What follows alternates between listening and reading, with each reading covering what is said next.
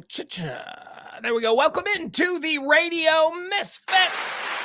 Every Monday through Thursday evening at 9 p.m., we gather the Misfit toys all in one place. What place is that? Well, RadioMisfits.com, RadioMisfits.com for all your podcast needs, everything, every interest, whatever it is that you're about. RadioMisfits.com has a little something there for you. And we represent them so proudly.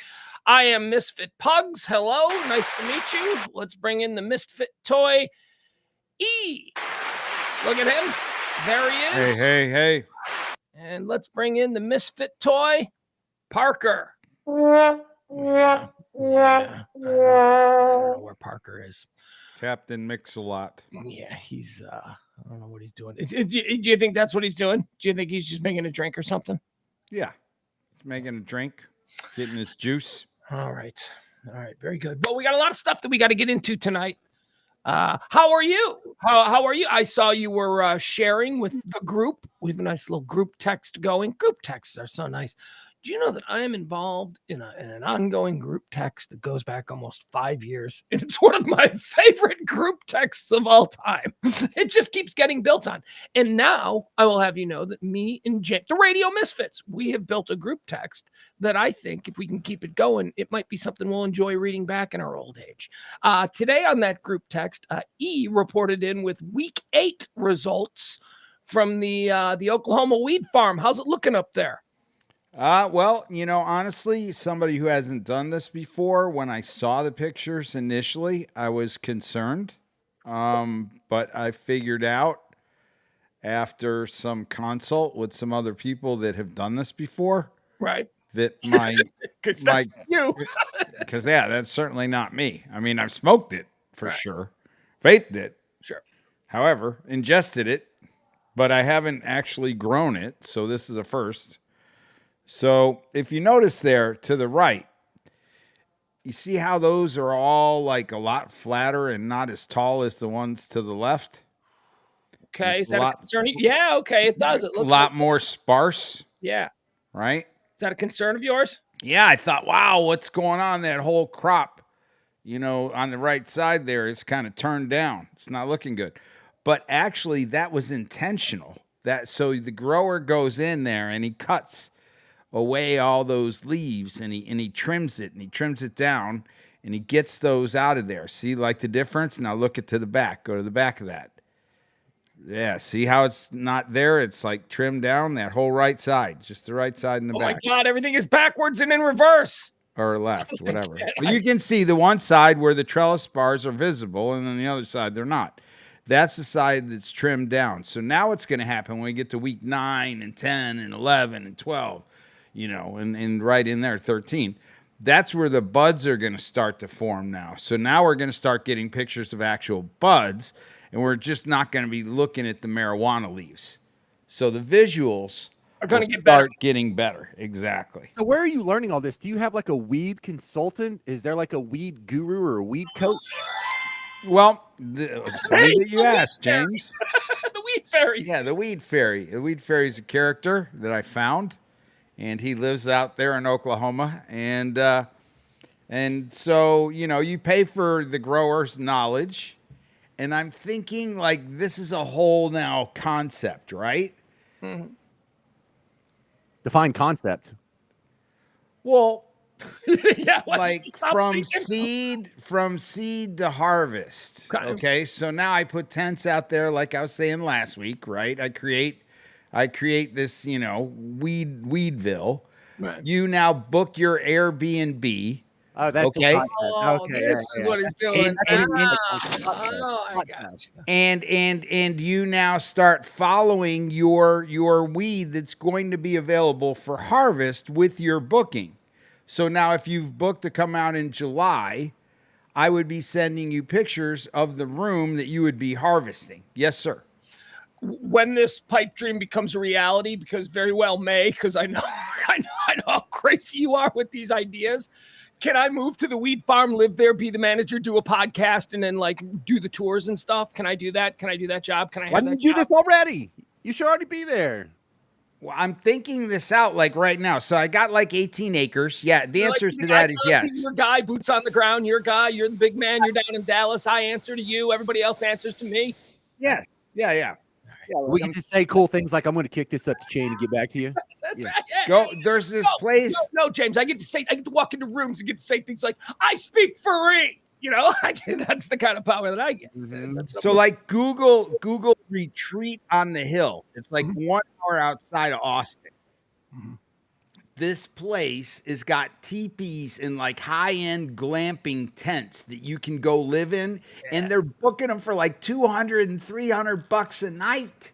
Dude, let me tell you, this is why I want to be involved. This is why I'm going right now saying I want to be the guy, because he is not going to do this on the short. It's going to be amazing.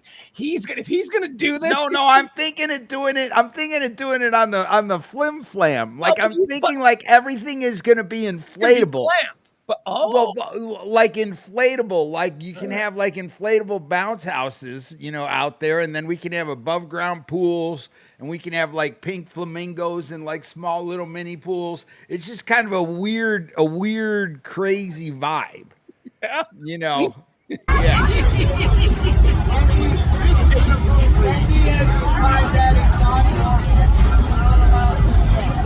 Yeah, I hope you got our life jackets back. I got the float.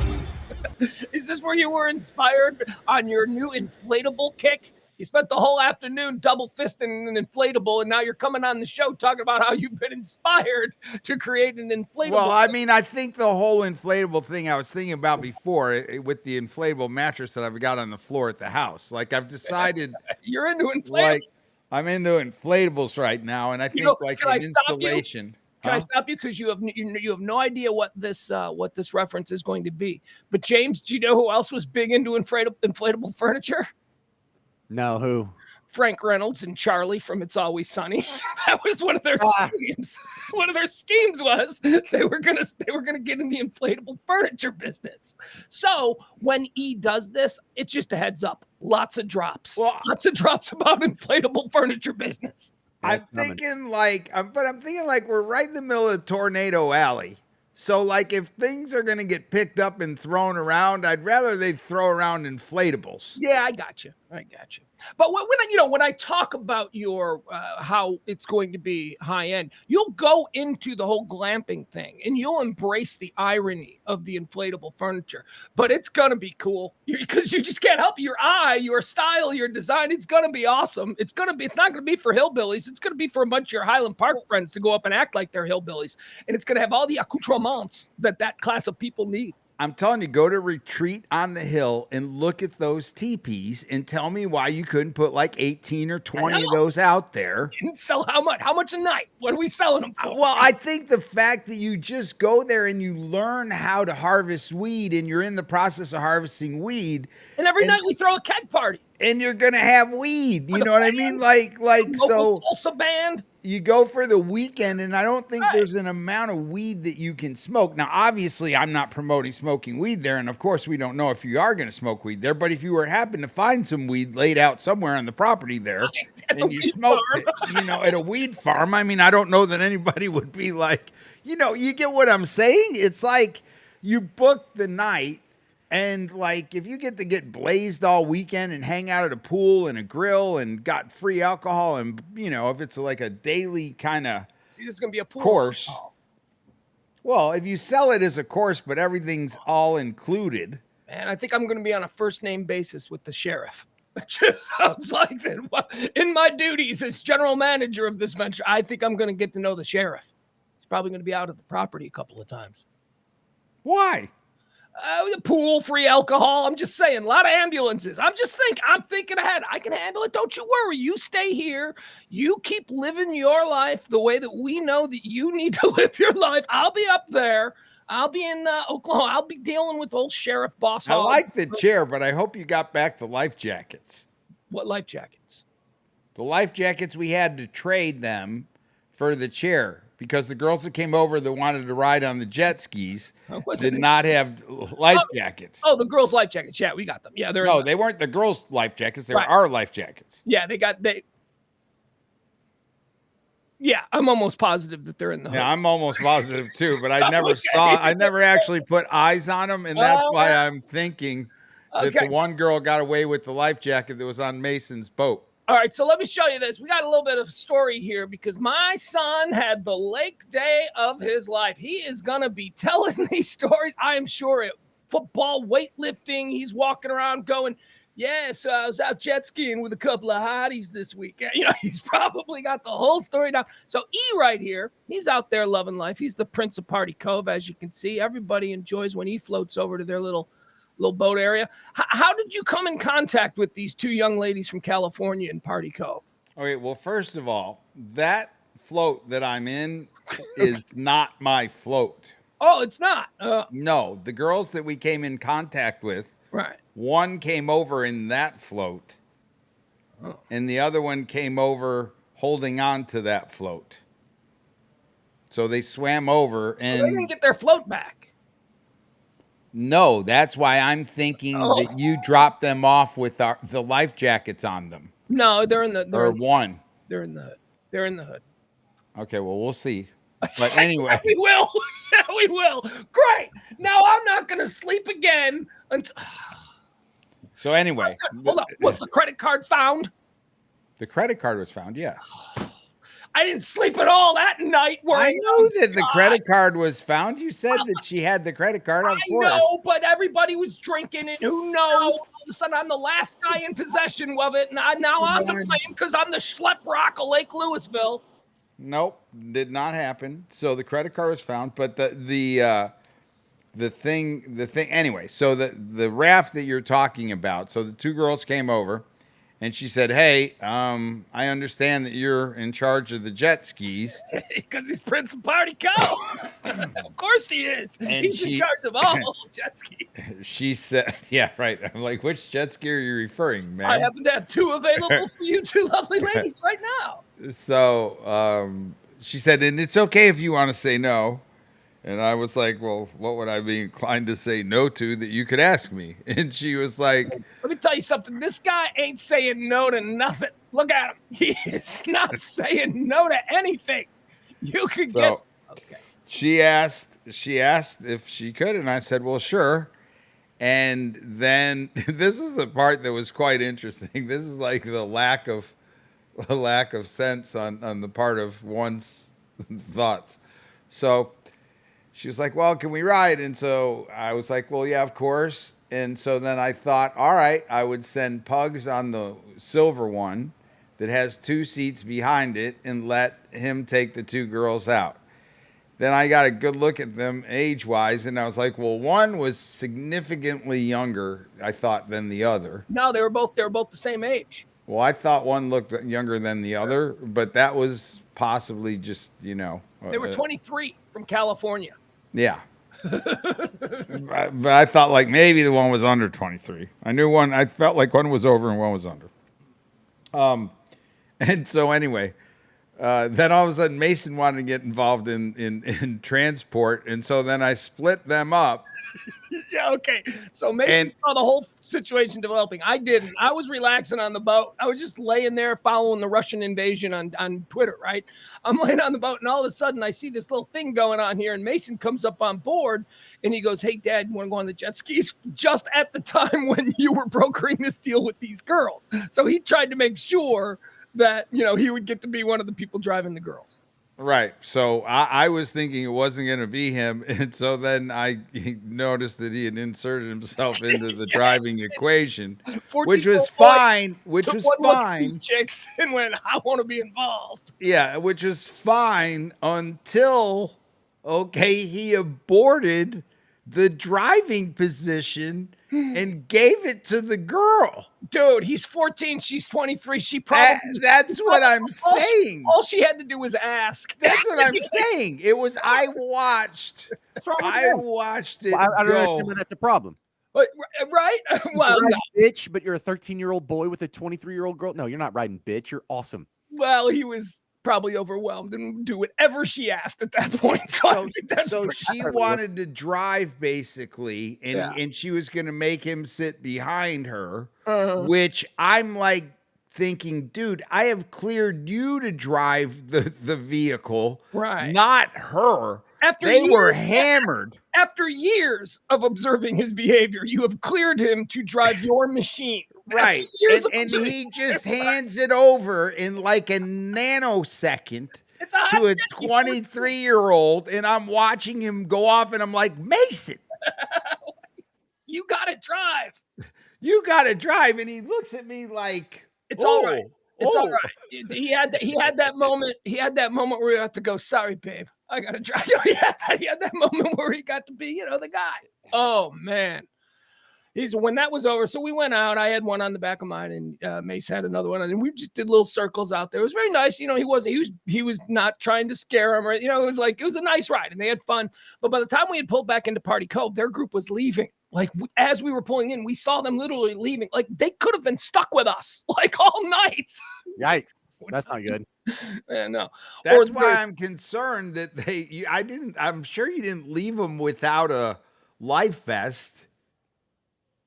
No, they climbed on the boat. I'm almost positive the life jackets went in when I'm remembering it now. I'm actually remembering. Okay, so I have their float that they got over to us on, which is essentially like their boat. God. That was their boat, the two of them. Holy shit. I'm almost sure the life jackets are there. Oh, man. It's torturous to me. I'm just saying, when I ultimately ended up with the float, I was like, well, two of them came over on one float, and we gave them 2 jackets. And when we dropped them off, did we get the jackets back? Because I still got their float. I know that at some point I put a jacket in I know that it was. Yes.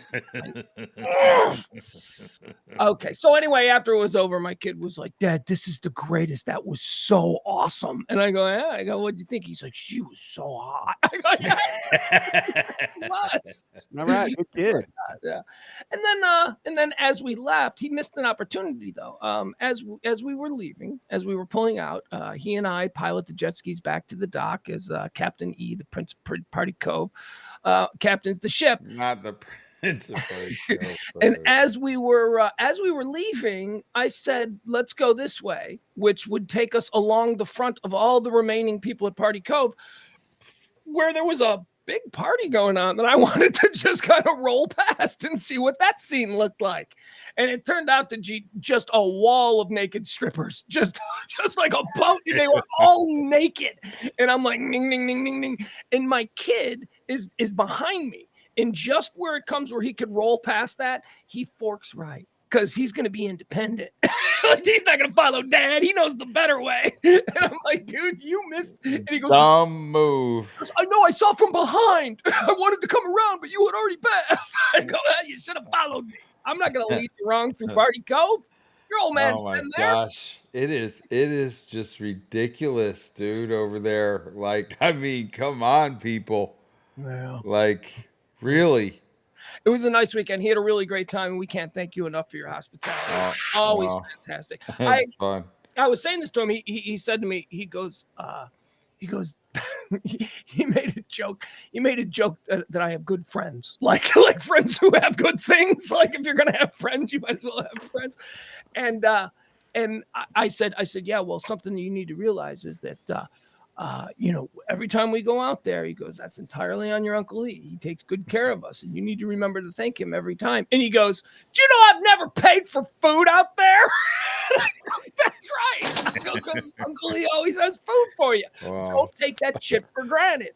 And he was like, oh, okay. Yeah, because most of your friends are going to suck. Yeah. Your friends are going to leave you with the tab or want to split everything. I mean, you might have a friend with a boat, but he's going to make you chip in for gas. You know what I mean? It's going to be like... I got the same thing going on because my brother-in-law has a boat and a couple jet skis, and we went out this weekend, and it was the same deal. My kids got to enjoy the whole jet ski boating experience, and Dad has no ability to afford any of that. Yeah, so it's right? I suck. Thank Uncle Brian. And now I'm on the hook for 2 jackets. No. I was just laughing because I remember that how they came over, and I never, after they went on the jet skis, saw them disappear. I heard they did a dismount somewhere and they left their floaty. Hold on. Hold on. Hello? Oh, it's Hey, you're on the stream, What's up? so don't swear. All right, what's oh up? my God, that's the barometer. Yeah, 'cause we're very comfortable when we're talking to each other. This is my son, Mason. Okay, so after we had the girls on the jet skis, remember on Saturday? Yeah, Okay, so after we had the girls on the jet ski, did she give you her life jacket back? yeah. And where did you put it? Put it in the jet ski. That's what I thought. Okay, I thought I remembered us both putting them in the jet skis because I don't know that they're there. Because we didn't give them their float back. Yeah, because they left their floaty with us. Oh, he had a fun time on that. Yeah. Yes. I did. That's why I was like, how come they haven't come back to get it? We've been showing video of your Uncle E all evening enjoying the floaty. All right, kiddo, I love you. All right, there he goes. That's it. All right. So, all right, yeah, I knew because I had a couple of beers. Not that I would jet ski intoxicated, but I wasn't quite. He was completely sober, so yes, he does. He remembers putting it in. I think it's when I yelled the titties and beer is why I'm here. Yes, I believe you yelled that a couple. I think when I yelled that, which was a flag that was flying on one of the jets or on one of the boats in the tie-up line of Broadway, what I call the Broadway of the Party Cove, where the strip clubs are. Right, where there's like 25 boats all tied up together, and half of them are they're like two tower strip cabin cruiser strip clubs. Right. They've got like a top and a bottom deck. Generally, the top deck are the rail tweakers, and then the bottom deck are the like swim platform tweakers. There's a different type of tweak. The rail tweak, they just hang their cheeks over top of the rail. On the swim platform, they get down and they kind of like try to bounce it in the water, like in and out of the water. It's like two different types of things. And then if you spin that boat around and you go to the front, that's where you have the naked ass sunbathing, where they pull their skivvies up and they just, are topless or no string in the back. I've got the 3 areas figured out on the cruisers. The 3 areas. Oh my God, that's disgusting. Where? You can log on to Facebook Party Cove. That was a joke from Always Sunny. Yeah. But yeah, it's insanely stupid. It's just stupid. Are you looking this up to pull it up? No, this is what he's talking about. This is actually from Saturday. So this was early though. This is the line. This is Broadway early, righty? Yeah, but the other side is the Broadway because the noses are in, right? So it's the back of the boat, and so it just depends on which way the wind's blowing, as to way that they anchor and continue to anchor. Yeah, this is early. It gets much more crowded than that. This was July 4th weekend. Like there'll be rows and rows and rows. All right, that's what we're talking about. It's gonna be crazy. All right, so it was a good weekend. I hope you all had a good weekend as well. James, what do you got? You got anything for us here at the top of the show? Well, actually, it's now directly at the bottom. I am on an explorer tip after the whole fun we had with the sub story for a few days. Really? Yeah, and part of me and part of everyone should admire, the bravery of anyone who, and really the motivation. Like some people are addicted to crack or strippers, or they have, different weird compulsions that make them sniff feet or something. This guy just really wanted to see the Titanic. This guy who owns his company and this millionaire dude that wanted to go. They're really driven to go do great scientific explorations and accomplishments. So, like, it's almost important that people have these different weird compulsions. That something dawned on me about a decade or so ago. I became friends with these 2 ladies who are really into animal rescue. They have a real estate brokerage in New Orleans, but in their free time, they go around the horrible, worst neighborhoods of New Orleans, and they find dogs that are off a leash or like some pit bull that's chained down and emaciated and dying in the 30-degree weather in the front yard. And they will literally go to horrible neighborhoods and rescue these animals, take them in, nurse them back to health, find them homes and whatever. This is their bag. Now, I love dogs and I love cats, but not like that. No. We need people with these specialists, you know. Yes, we do. If there wasn't a guy who was really into brain surgery, we wouldn't have brain surgery. And if there wasn't a guy who, someone's got to rescue the animals, someone's got to pick up the trash.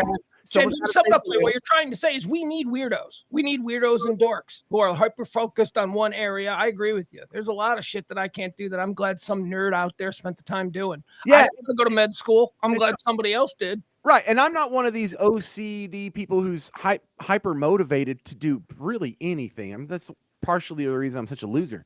But when you find these people, if you can just steer it in the right direction, sure. You know, these idiots' pain over and over throughout history has moved all of humanity forward.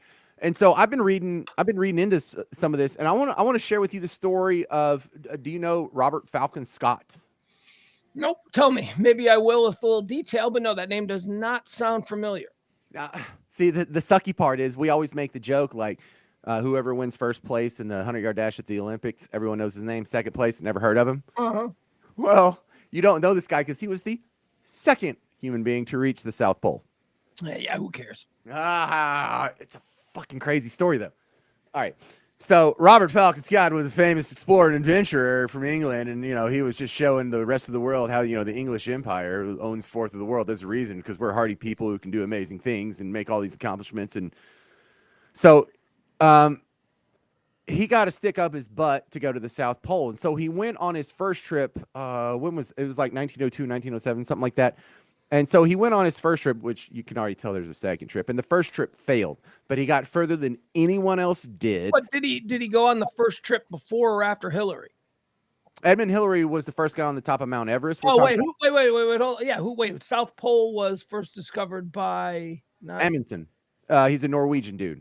Yeah, never mind. I didn't know that. All right, I thought it was Hillary, but go ahead. Okay, so but the guy who did it first, did he attempt it first before him and fail? See, this is a super sneaky shit right here. This was so scandalous in like the 1900s. Like this is around the time of Titanic and stuff when all of humanity was making these giant leap forwards from we ain't riding horses anymore. We're in tanks. Like it was a big jump in one generation, right? And so all of these huge accomplishments were being made and everyone was thinking the same thing. All right, well, what's the next big thing that hadn't been explored yet? Somebody's like, well, I'm going to go to the South Pole. And then someone's like, I'm going to go to the North Pole. And someone said, I'm going to go to the top of Mount Everest. And someone said, I'm going to go to the bottom of the ocean. So that all of these exploration things on a major scale, this is when it was peaking around 1900. Kind of like tech stocks in the late 90s, early 90s. Great comparison because everyone knew it was going to be big. And a lot of people got burned trying to get there. But this stuff, James, that you're claiming also like the space race, it had national implications. Like there was like national and ethnic pride associated with all of these accomplishments. Yeah, and that's one of the things that Robert Falcon Scott, that was part of his brand. Is he was the Englishman, the English explorer in the manner of Sir Francis Drake. Sure. All right, so. Here's the situation. He tries to make that first trip. He gets further than anyone else, and he got pretty close. He got within I know it doesn't sound close, 500 miles, but closer than anyone else had been by 500 miles. We'd barely been to Antarctica. Period. We're like, hey, there's penguins. It's Dallas to Memphis. He was trying to get to Memphis, and he stopped in Dallas. Right. That's how far. That doesn't sound too far to us, but we're not going through a blizzard on foot. Yeah. Or well, they had dog sleds and skis, but never mind you. So here's the sucky thing. He almost gets it. He comes back. He writes a book. He goes and does a tour and a speaking tour. And then, he is now a celebrity. He's in all the magazines. He's in all the newspapers. His book's a bestseller. And so he's a huge celebrity based on this. Showering about 3 times, maybe 2 times a week if he's lucky. Because he's British? No, just because of the time. There's no shower down there. You ain't got a shower down there. Cold. No, has no access to insulin. You're right. You got me. But here's the problem. His brand was being this famous explorer who went to the South Pole, and he didn't quite make it to the South Pole. So if someone does make it to the South Pole before he does, he loses that brand. And so it's dawning on him about 10 years into this. there's explorers who are like, we're putting it together and we're going to go to the South Pole. And then there's some other explorers who are like, we're putting it together, we're going to go to the North Pole. And the North Pole was considered easier because it was less of a travel. Anyway, who cares about details? Because you're not upside down. Well, no, but there's more like established closer to the North Pole than there is established closer to the South Pole. You know, Yeah, but if you're going to the South Pole, you're walking the wrong way. Well, up. if you go in the summer, you can sail much closer, which is easy, and then the on foot stuff is not nearly as far as Antarctica. So that's what made the North Pole easier. So go ahead. Vikings were already up. Isn't there a little bit of a drain to your head too, like because you're hanging on and you're upside down with the gravity? Yeah, like the blood rushes through your head. Like, yeah, yeah. everyone in Australia has headaches constantly. That's right. So, When you flush the toilet in Australia, it doesn't go down; it just shoots up into the so air. let's talk about this other guy, and Amundsen. I'm not Norwegian, so I'm probably mispronouncing it. But Amundsen, he is a dude that is an explorer who did all. I gotta step away. I'm sorry. I gotta step away. The dog is going absolutely insane downstairs. Let me check on this. I'm sorry. I'll be right back. She might have made it to Sounds like China. there's somebody at the door. You know how she gets. Oh God. All right, so there's this Norwegian dude, Amundsen, and he is an explorer of his own right, has all kinds of accomplishments, has all kinds of credentials, has all kinds of experience. And if anybody's going to be able to go to the South Pole, it'd be this guy. But he doesn't want to go to the South Pole. He wants to go to the North Pole. So he is raising money, and he gets like $80,000, which at the time is like $16 million now, whatever it is.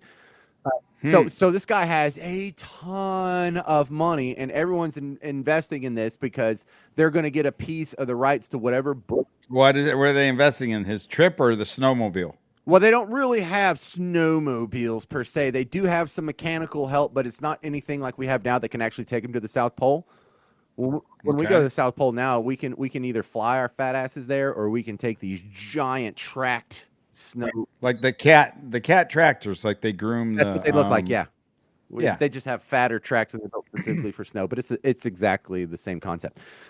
So Amundsen has raised, I guess, would be $16 million in today's money, which is more than enough to pull this off. I mean, you can almost go to the freaking North Pole in luxury at this point, and he's going to do it for the glory of Norway, and everything's looking great.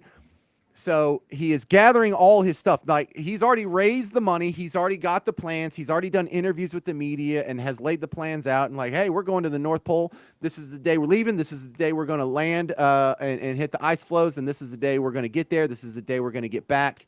And I'll see you on this day. And so while they are like loading the ship and getting everything together, word comes from America that 2 American assholes are on their way to the North Pole, and they are funded out the gills. And now the big race is which one of these American buttholes is going to make it as he's about to leave. So Edmondson, at the last minute, says, fuck it. We're going to the South Pole. And he doesn't even tell the crew. He just goes to the captain. He's like, hey, man, I know I told you to go to like the, top of Greenland over there, but we're going to go down to Antarctica. It's like, okay, so you want me to take a left instead of a right, right? And so a little bit of a beach vacation before they get to work. It's a hell of a trip. Takes them a long time to get there, but we're in the time of steamships now. I think it's 1917. I feel bad because I just read this earlier today. I don't know, maybe more like 1911.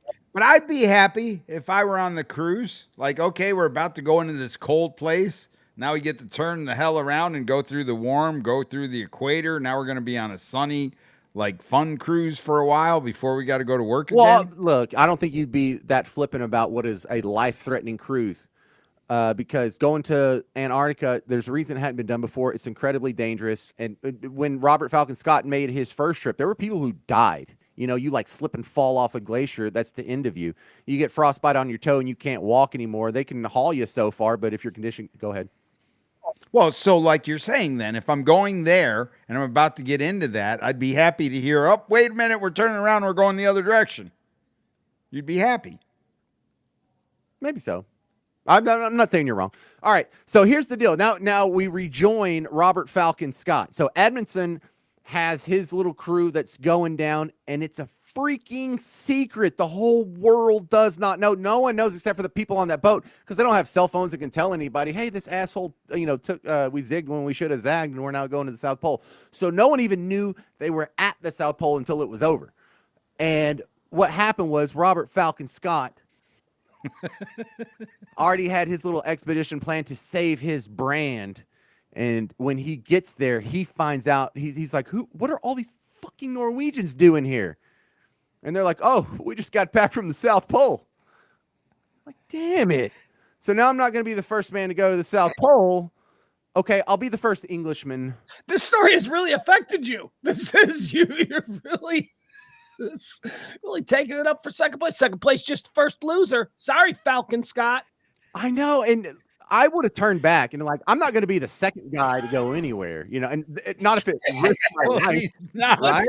He was the first guy to go in the South Pole. Yeah. So who was the second guy to climb Mount Everest? No one cares, right? So why would you even risk your life for this? Well, for the glory of England, and he's got to save his brand. He wrote a book. He can't puss out, or he'll never get another speaker. He'll be the laughing stock of England in the English-speaking world. He's the Justin Guarini of South Pole Discovery. I know that reference. He's the second winner of American Idol, right? He's not Kelly Clarkson. He came in second to Kelly Clarkson on the first season of American Idol. Yeah, What are the differences between the South Pole and the North Pole? well, one is north and the other one is south. The big difference is one is actually a landmass, and that does change a lot. That's the South Pole. It's a big chunk of So the South Pole has actually got some ground base to it. continent, right? Well, right. Yeah, it's a continent. Yeah, it's A whereas little bigger in Australia.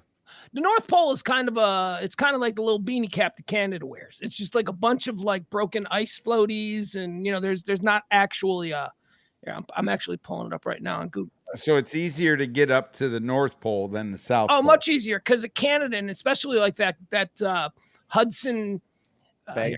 Where is it? Yeah, but once they figured out like the Northwest Passage and they were able to actually start exploring up there, it became But there's nothing there. There's no reason to be there because it's just like the North Pole is like, think of it literally like a pole that just runs through.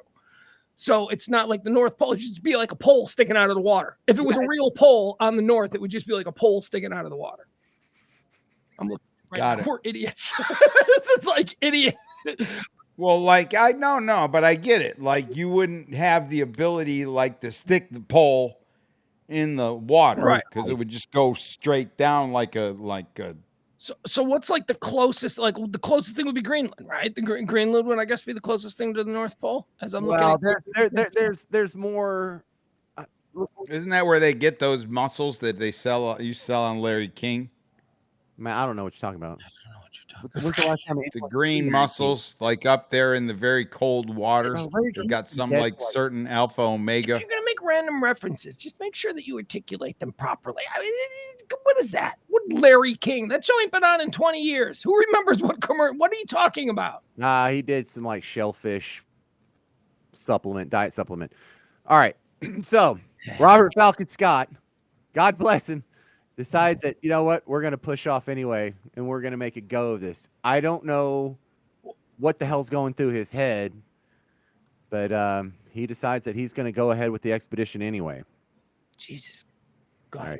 All right. You see this idiot here? I should be Well, focusing on the South Pole. I'm looking. Doesn't it look like a thumb and a finger pointed upward? Abstract. I can see that. Yeah. From there's like a Like a hand? Yeah, like this. Yeah, it looks like a hand, like with a You got- thumb. all right.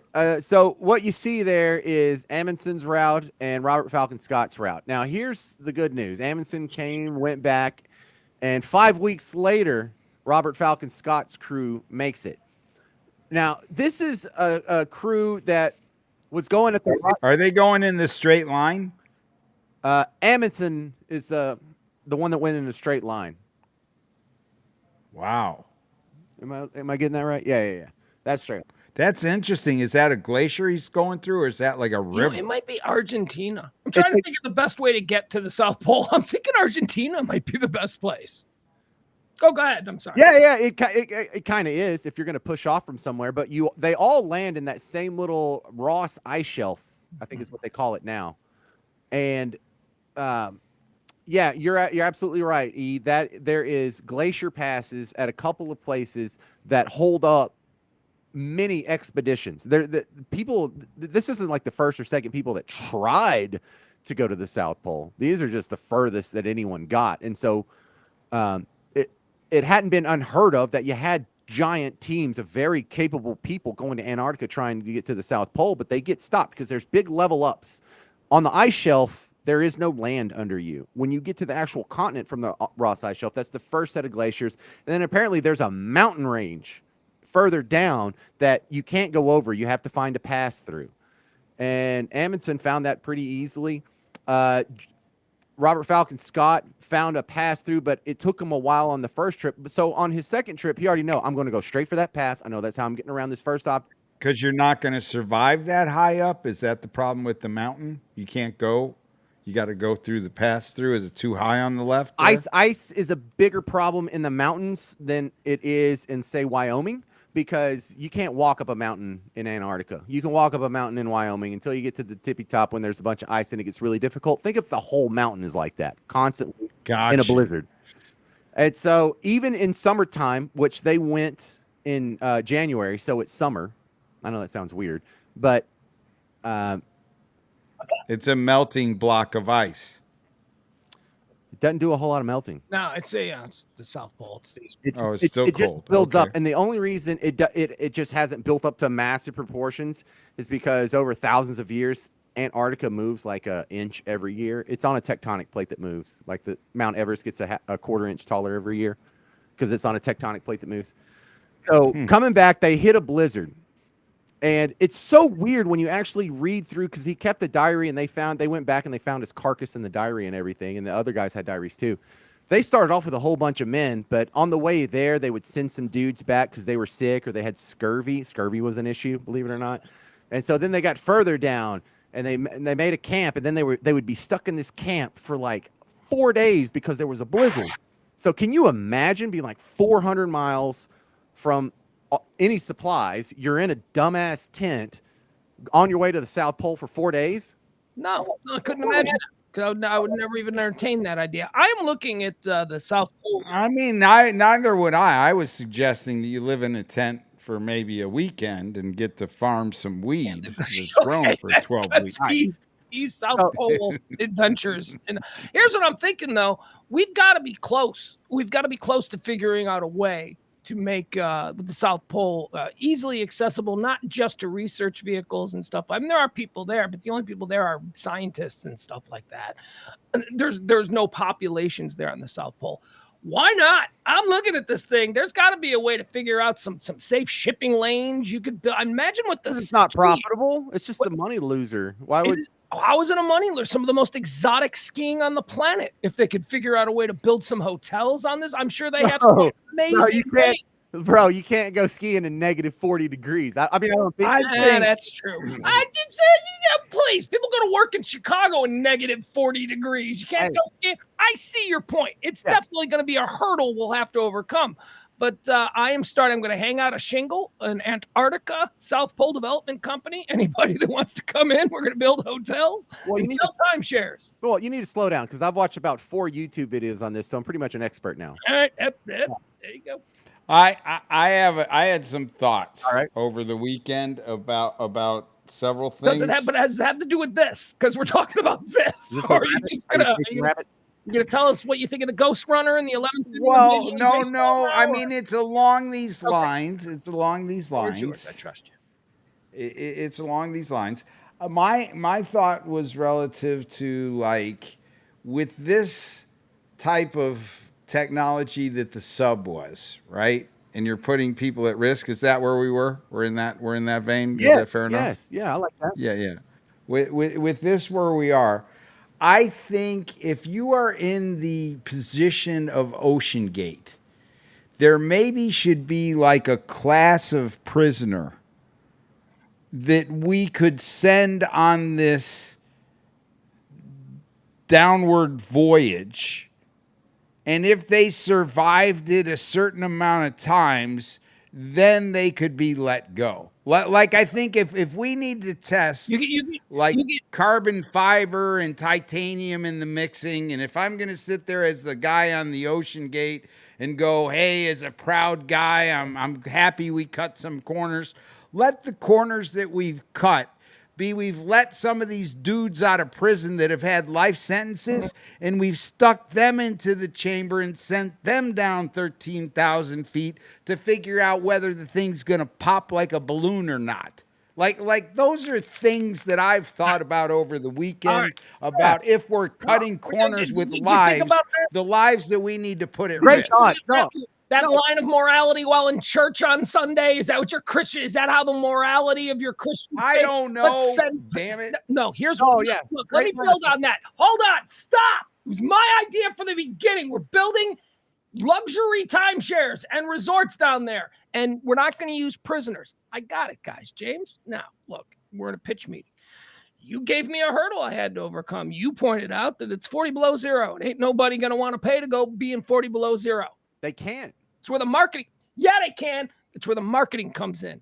Extreme spring break. Are you kidding me? A bunch of dumb frat bros and a bunch of they'll go down there with their look at us, and they're in bikinis. Extreme spring break. That might work. That. All right, now all the 151 rum you can handle. Yeah. We'll get Pitbull down there. Firefest in South. That's it. Extreme Firefest. Yeah, I heard that like somebody said that I would run that. If I did do that, I'd make sure everybody at least had a party. You wouldn't pay your money without getting something in return. Somebody did say that. They said he's going to end up throwing Firefest in Oklahoma on his weed ranch. I'm like, yeah, why not? So. I'll be the general. Be legit. We'll have the real thing though. Yeah. All right. So it's funny because when this trek sets out, Robert Falcon Scott has a scientific crew with him. He has people like a cartographer to map whatever they find, for. We're still talking about this second place loser. All right, go ahead. Wait. Yeah, I got another one that really irritated me this morning. What's that, E? Go ahead. James, you're wasting our time with some guy that history has forgotten for very good reason, E. Have you ever gotten a letter in the mail where they ask you to do a survey? Continue. Is that the question? Yeah. Probably. I don't know. I can't recall vividly any time that I participated in a mail-in survey, but go ahead. Okay, so you can't remember, so. James, you have or have not? Probably, James. Man, maybe not in 20, 30 years. Yeah, right? I mean, it's not. Yeah. So this morning I get my mail and I open it up. Unlike lots of other times, I don't open it up, if I don't recognize. This one I don't recognize, so I opened it up just for giggles. And they are in the mail is a brand spanking new $1 bill. What? Oh, I know what this is. This is how rich guys live, James. They just randomly get sent money in the mail. That's what happens. This is a radio survey. You know what this is? This is from Nielsen. I know what this is. I was just having fun. Go ahead, E. So they send me $1 and they say that they're a marketing company and they're doing a survey for somebody. And if I would take time to fill out the survey, they've sent me this $1 as a thank you. If this is from Nielsen, turn off my camera. I am live every week on a Nielsen rated station, and I cannot be a part of this conversation. I will get sued out of my pants. Is it from Nielsen or Arbor? It's not Nielsen. It's not Nielsen. Thank you. You're there. You know what you did? Even if it turns out to be like a shadow Nielsen company, it's not Nielsen. You have done what you need to do, James. Hey, Bubba the Love Sponge got knocked for this. Okay, so Steve Dahl got not delisted, but taken out of the ratings for this kind of thing. Go ahead. So I got the $1, right? And I'm thinking to myself, what knucklehead came up with this marketing idea? Radio and TV. To send me $1. That's who did. This is what my career's been based on this whole time. I would Broadcasting. participate Mhm. in a survey. Yeah. Do you know how much money people make per hour? If you're sending me $1 for 5 minutes of work, you're basically saying I'm a $12 an hour person. That's about where minimum wage should be. So yeah.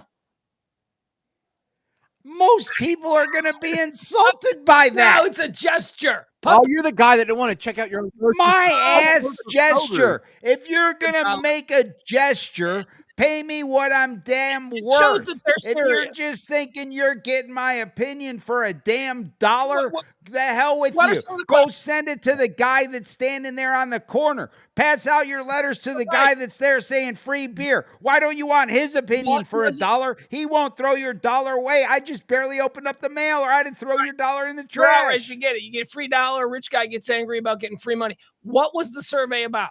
What was the survey? What were they asking you? Like what kind of question? It said because I had bought watercraft in the past, boats and jet Oh, the skis, boat. The rich that they people. had some national person that wanted my opinion. No. And I'm thinking to myself, you want my opinion for $1? It cost me over No. $200,000 to get that knowledge, and I'm going to give it to you for $1? No. You know exactly what's going on. You're just playing the dumb guy. What this is they know that you have spent large amounts of money on expensive watercraft. They know that you're a buyer. So this is a way that somebody selling something is going to try and make contact with you. They're sending you For $1? Yeah, because when you send that back in, you'll get a phone call from somebody. Hey man, I was just going through your survey results. Yeah, you're in someone's marketing funnel. Yes. Yeah. You know the funnel? And for I'm $1, it's worth it to them because you are a buyer. You are a prime lead. You might buy something again where that dollar is easily justified. Tell me you're donating the dollar to a poor person. There you go. Isn't that nice? Yeah. Maybe You're welcome to do that with the dollar. Don't send me $1. That's actually a really good idea. That's a great marketing ploy. You could say, in your name, we have donated this, blah, blah, blah. Or when you return the survey, we will that's a nice, I could see that motivating people, But that doesn't motivate me when they send me $1. The point of the dollar is so the person stops and takes note. yes. I did, and I was insulted, you You dumbass. threw away every other piece of junk mail that you got that day without even. No, I would have. I don't know why I opened it, honestly. All right. Just because I was checking to see what mail that got forwarded to me, and in this particular case, it didn't get forwarded, and I was like, "Who the hell are these yahoos that got my address right?"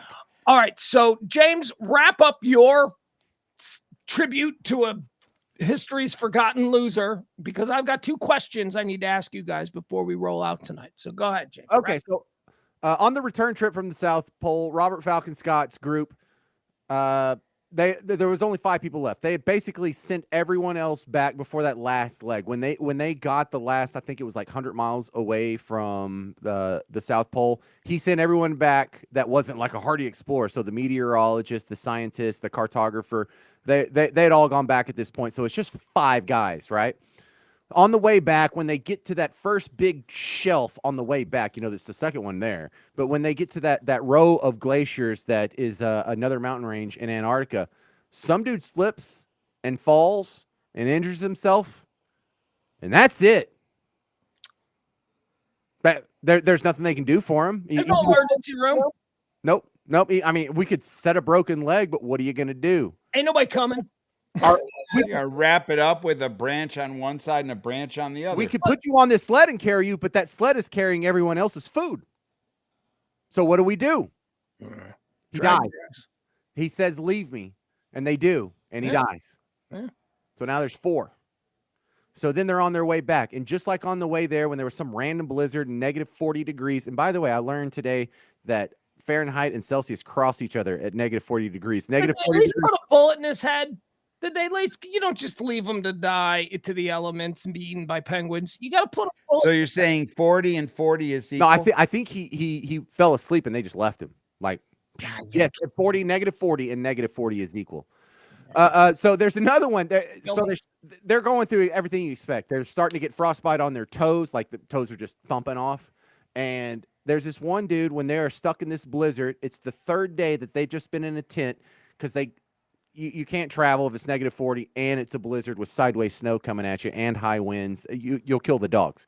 So some dude gets kind of delirious. He's been so cold for so long. They're malnourished. Scurvy apparently messes with your head too. I hadn't had scurvy before. Bleeding gums. They all had bleeding gums. I learned a lot about scurvy reading this diary. So this dude's name is Oates. Eat your lemons.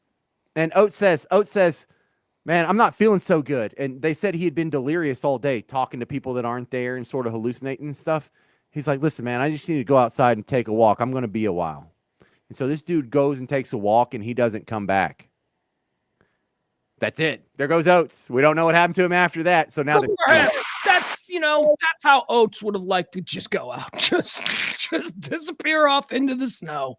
So when Oates leaves, there's 3 left now, and they are 500 miles from the coast. They still have to make it through a long snow plain, and then another glacier drop down to the ice shelf, and they don't have any. They're running out of supplies. They're running. At some point, you got to stop leaving people, though. Well, there's only 3 people left. Right. This is, I think, that point. Like, I think right now, the 3 you're with, you're either all making it or you're all not making it. You know what's good about this, though? Here's the bright side. There are no predators. And it's not like they're going to get chased by bears or anything like that. The worst thing I could deal with maybe is a penguin, maybe a seabird that's landing. So it's not like there's wolves or anything. No polar bears? No, those are northern. Polar bears are nothing in the south, huh? No, nothing can live. No mammal can live down there. Now, on the coast, they have seals and walruses and the normal things that you would find on the coast. But once you get past that first ice shelf glacier row, nothing. And that's one of the things that they talk about constantly, that like they hadn't seen a bird in months. Like, have you gone months without seeing a bird? No other human has. You can't eat. There's nothing to eat. Nothing grows there. There's nothing to kill and eat. You got to, if you don't have, oh my God. They talk about how. I think I know a girl that actually went there on an expedition like 2 years ago. I'm going to need to look at her Instagram page. Mm-hmm. But I think she actually went and paid a like crap ton of money. Well, yeah, they have tours to go like somewhere there, and like they went to some like military outreach spot. Like that's like I think the point of no return, or like the destination point furthest out that they take you. There used to be this whale show that I used to watch on A&E. It's not Deadliest Catch, but it was like they're like whale people. They like out there saving the whales, and they spent like all kinds of time down there, like down near Antarctica and near the South Pole and all that stuff. That sounds good. I don't know what that show was. I don't know. I don't remember what it was. It was really good though for a while. I don't know. The host probably got caught with child porn or something. You know what I mean? It's one of those like reality shows that just went away, and it's like it was big for a while, and then probably a scandal. I don't know. Whatever. All right. Are we done? Because I got So look, they getting caught in one more blizzard, and the reason we know all the details that I was just telling you is because the 3 dudes that were left wrote down everything they could remember because they knew they were going to die, and so they all left notes to their parent or to their families. And Robert Falcon Scott left a note basically to the English people saying how he wanted to be remembered and please take care of my family. You know, I have a wife, I have kids, and also I've been taking care of this colonel who was in the war with me, who's now a ward of my estate. And I know that the good, hardy English people will be able to come up with the resources to make sure that my family's well taken care of, since I did all this for them. And then they all died. And then he was the last one, though, because they went back 5 years later and found all their carcasses, and they found all their diaries. But he was the last one. There was a dude that was 20 miles behind him, and there was another dude who's like 100 miles behind both of them. And so they didn't stay together. They just went until died. That was it. That's how it worked. And when they found his sled, there was about 20 pounds of... Nobody got back to civilization. Nobody. None of them. They all freaking died. It's like the Donner Party. They all freaking died. But on his sled was some... It's not a movie. That's why this isn't a movie.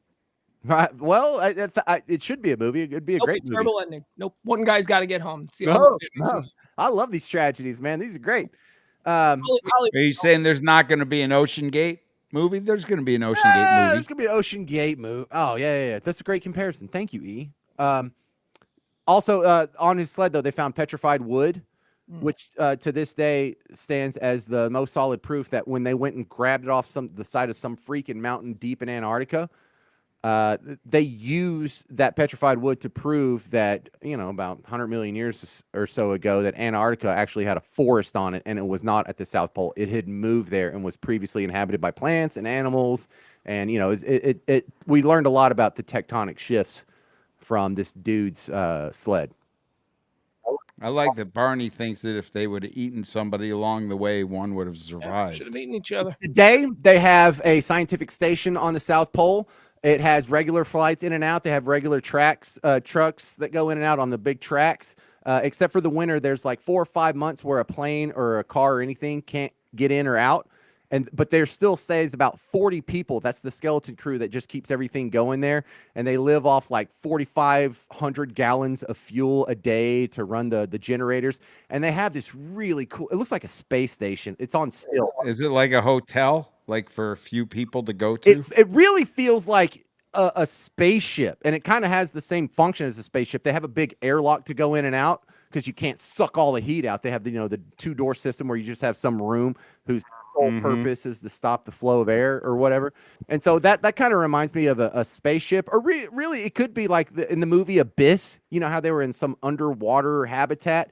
It feels like that because everything has to be contained. All the walls are robust. They have the doors that are airtight. So if something, Yeah, that's it. Yep, that's it. So if something's damaged in one area, you can shut off the rest of it till that gets fixed, and it won't kill everybody, because that's how dangerous it is outside the walls. Look at this. Yeah, I'd Look like at to this. go do some morning Hold yoga on, stop. right there. Right here. We're going to buy this, probably pennies on the dollar, and we're going to turn it into our home base for extreme spring break. Look at this. You tell me you can't put a dance floor. We'll get MTV down in here, set up on a stage. Oh, Heck, man, that could be the grow farm in Oklahoma. Like all those red things are the rooms. They have medicinal And then marijuana. like the silver is just like the like where you kind of hang out and party, almost like a top golf deck. man, this place looks awesome. All these things look fun. These are That's not the fun South looking- Pole Station. That's not it at all. British Antarctic Service. Is that thing like crawl What we're around? looking at right here is the British Antarctic Survey Station. Yeah. So they have a lot on the coast, and then they have one big station called McDougal Station that's like a few hundred miles inland. That's this one right here. Is that McDougal? United States McDougal. Yeah, McDougal. Yeah, with the flag there. Yeah, and so that's more military than anything. The station they have at the South Pole is almost exclusively scientific. And there's a dude that does a tour through it, so you can see everything they've got in there. Like, And it's I'm gonna ask I could this live like there. right now. This one here, this looks like somewhere I can live. Where is this? This is the Antarctic I mean- Wildlife Cruise. Okay, this is not the Antarctic. whenever you see ocean, that's not the South Pole, because we are 500 miles from the ocean at the South. So like, I'm gonna ask this. We've got a military base there, right? Sure. Yeah. Well, military research facilities. We have a Navy port. But like, if some country was like bound and determined to like own that part of the world and like get rid of our military base, are you going to war over that? No. Well, I don't know what does the scientific community say about natural resources, and what is the reason? Look, there's a reason we're down there, and there's obviously some money in it for us. It's the only reason that we would have any interest. So I don't know. We don't know what we don't know. We don't know what we don't know, I guess would be the answer to that question. Maybe. Is it? But I guess like if you're trying to take over that part of the place where there is nobody, like, do I care enough about Well, that why- to go to war? I'm like, okay, Well, why do they care you about can it? have it. Yeah, they're not going to. It's a paradox. See, no one's going to want to spend precious military resources and political capital to take over a block of ice. Certainly not the great. And so that's my point. So why are we there? To cure cancer and shit like that. That's all. Why do we have a military base It's- there? Like, who decided we needed to protect that? So it's For what Holy point? Grail, stuff like that. There's It- stuff buried in the ice, aliens, all that stuff. Go ahead. one thing you will notice when you watch one of these tours of the Ancient diseases frozen in time. maybe That's so, what- right? Let's unlock some of those. What could possibly go wrong? But when they do the tours, you get the feeling in your head, this is a really good test run for Mars, bro. This is a really good test run for the moonshot, because when we set up a colony on the moon, because we'll do that before Mars, it's probably going to look a lot like this. Because like one of the first things they learned, because they built the first station on the South Pole in like the 50s, and it was this big dome, and they wanted to build a dome so it didn't matter how much snow went on it, could hold all the snow in the world. The problem is that bitch got buried every year, and they had to spend all kinds of time and resources knocking the snow off. So they did this next one in stilts, right? And so it's a lot easier to clear off. You just go run trucks under it, and you have your whole area cleared around. Buried in. We learned, and they had to go disassemble that old dome anyway, and they have like pieces of it in the little museum in the space station. So you'll see that just this attempt and sending really smart people out there for frivolous and very dangerous reasons, kind of has some scientific benefits that it's hard to argue with. So we waste a lot of money on dumb stuff in America. Wasting money on science, even as a libertarian, inflames me the least. Well, hasn't this been interesting? It's a new segment from James called Someone You Should Know. And who's this guy? What's this guy's name? Robert Falcon Scott, the Englishman who is the second person to reach the goal. I cannot wait. People who finish second. I cannot wait. Yeah, I cannot wait for your next installment of losers, second guys who just weren't quite good enough. Thank you, James. New segment.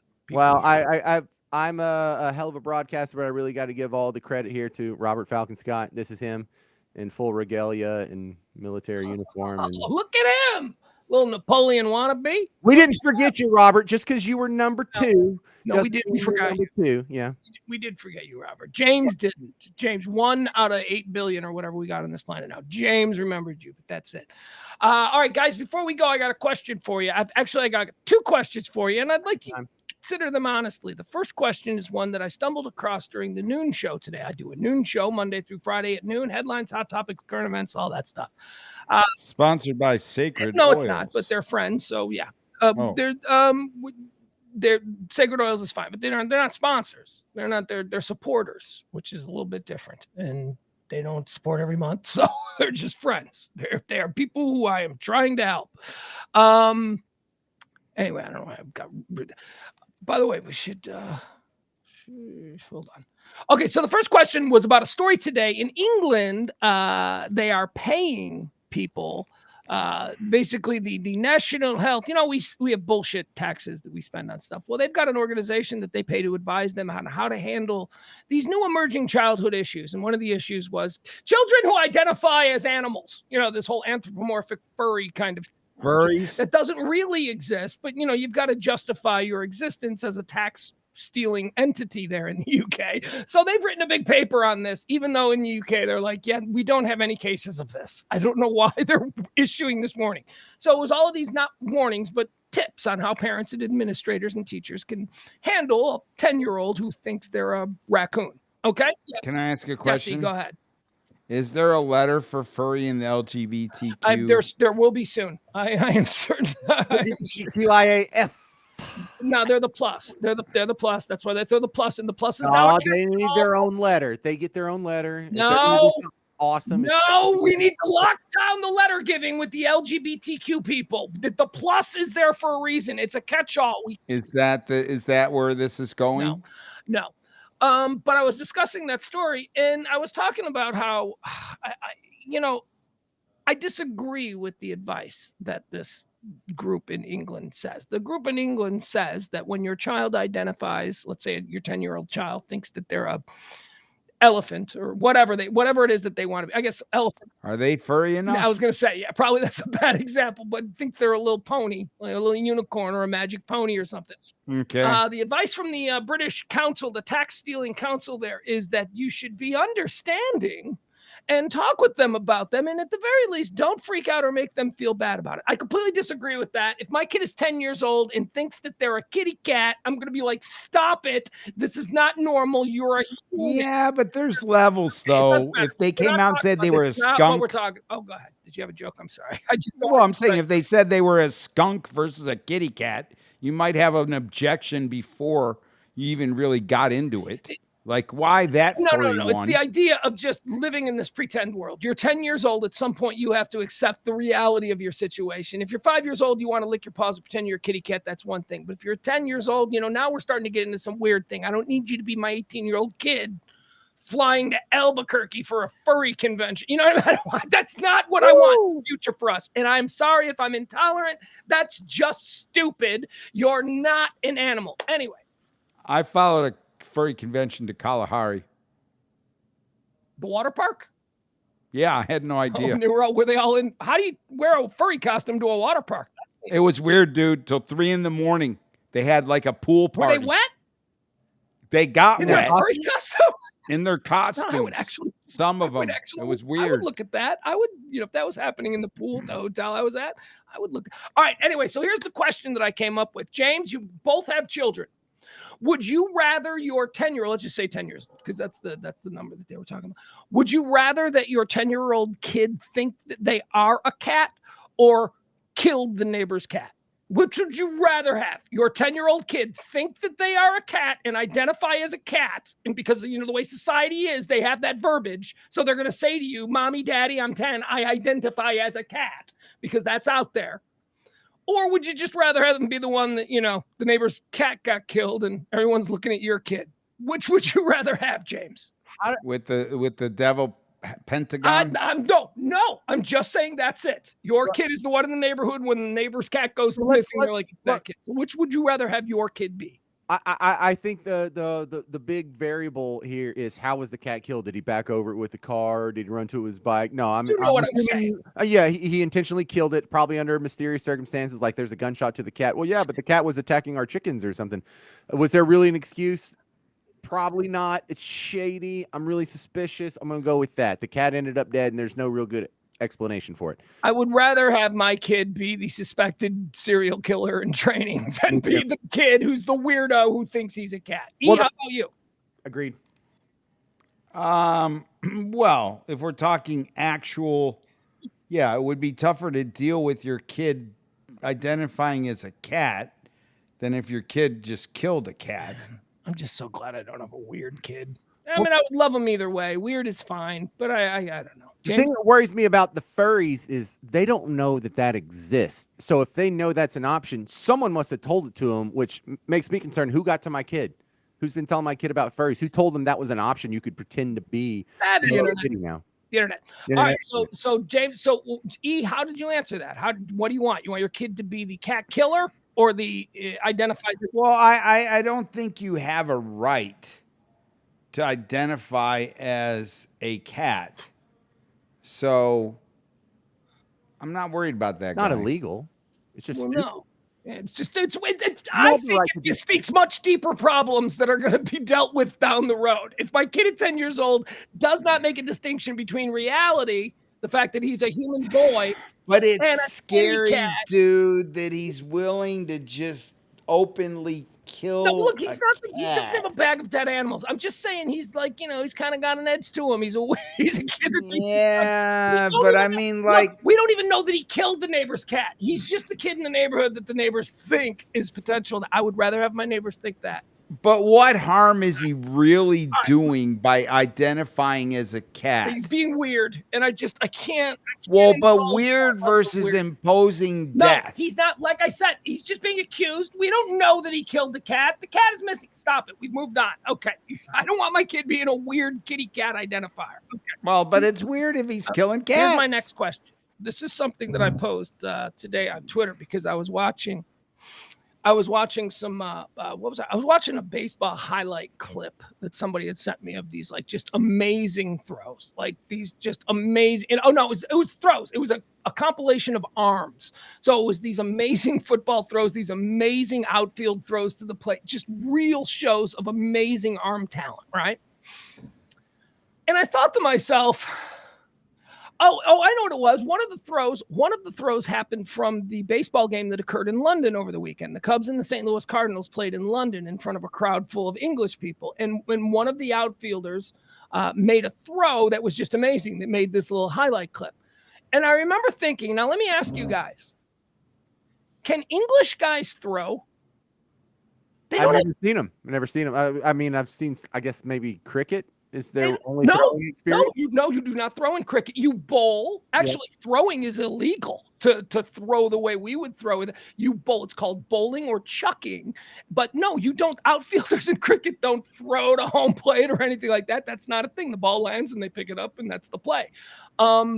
Soccer, they don't throw. Like, can an English dude? Yeah, they throw in soccer.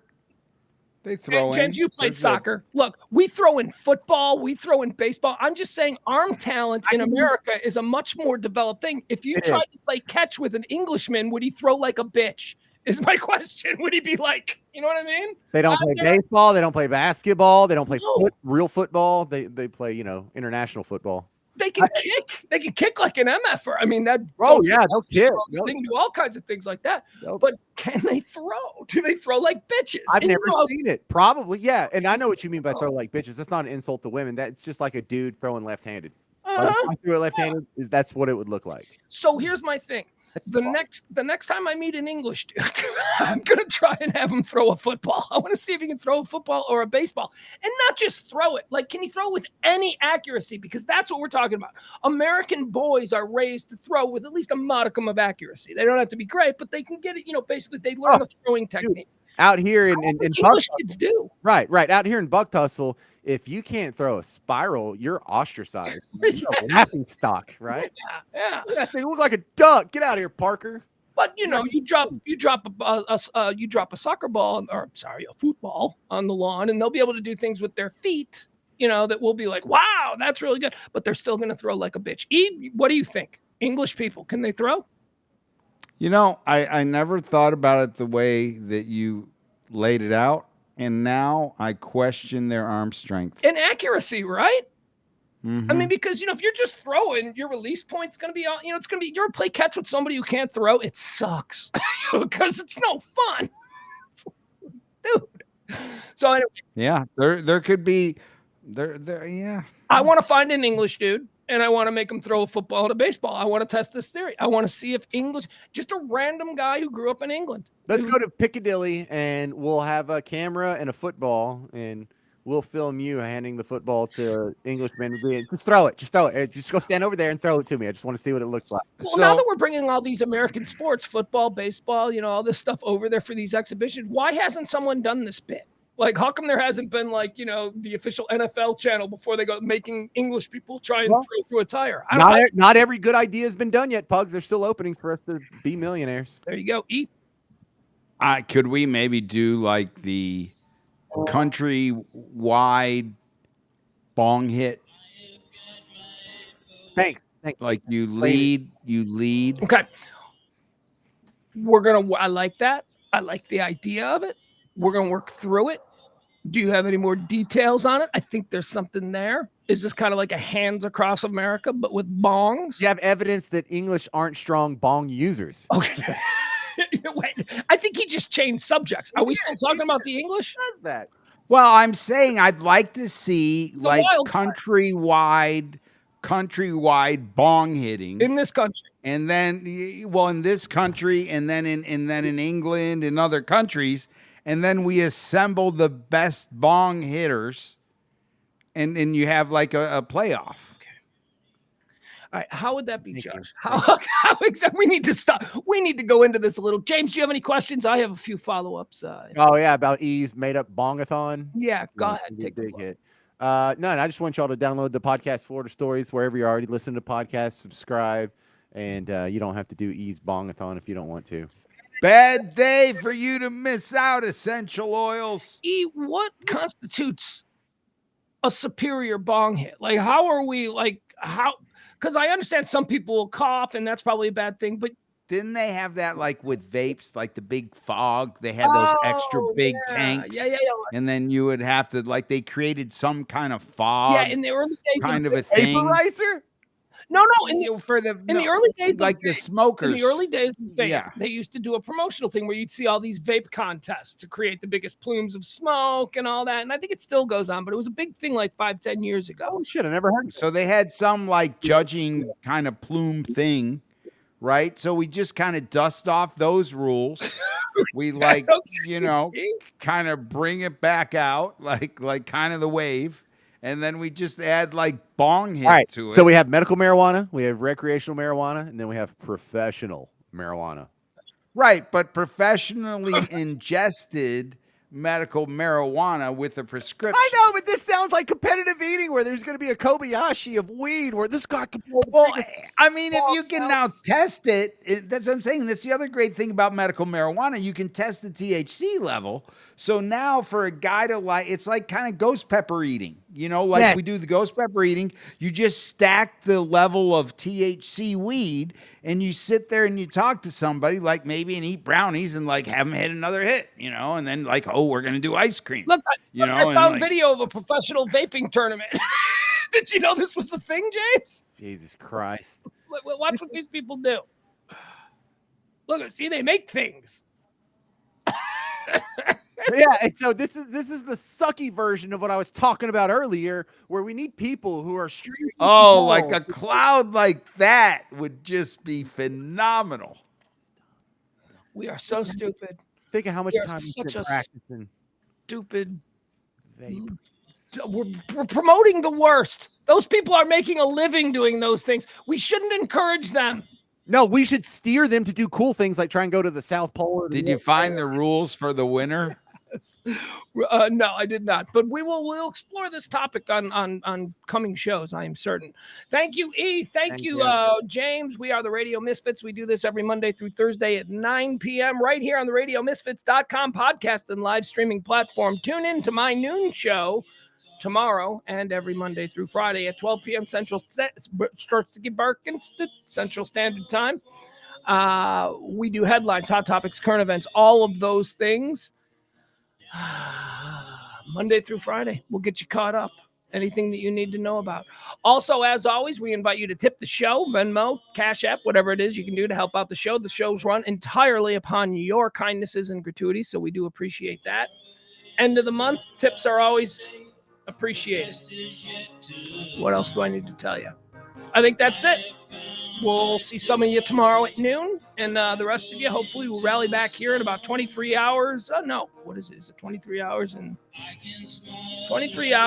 36 minutes? Is that right? I don't know. Don't make me do math. All right, love you. Bye, everybody.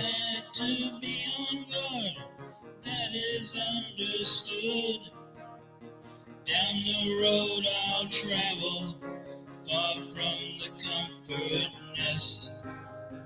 I am on a never-ending quest. I am on a never-ending quest.